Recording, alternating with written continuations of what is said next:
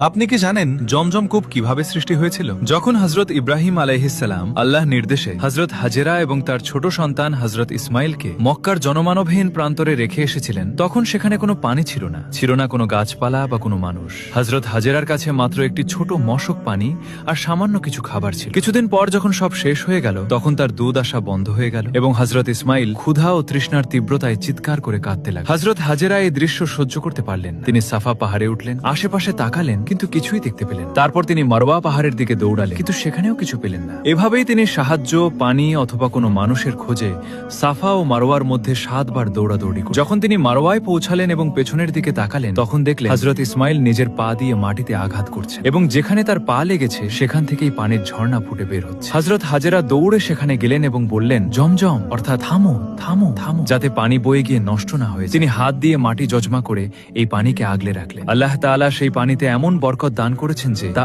আজ পর্যন্ত প্রবাহিত হচ্ছে এবং কখনো শেষ হয়। রাসূলুল্লাহ সাল্লাল্লাহু আলাইহি ওয়াসাল্লাম বলেছেন, জমজমের পানি যে নিয়তে পান করা হয়, আল্লাহ সেই নিয়ত পূরণ করে। আজও যে ব্যক্তি সত্য নিয়তে জমজমের পানি পান করে, আল্লাহ তার প্রতিটি দোয়া কবুল করে। শুধু মনে রাখবেন, যখন আপনি আল্লাহর উপর ঠিক সেই অটল বিশ্বাস রাখবেন যেভাবে হযরত হাজেরা রেখেছিল, তখন জমজম শুধু মক্কায় নয় বরং আপনার জীবনেও ফুটে উঠবে।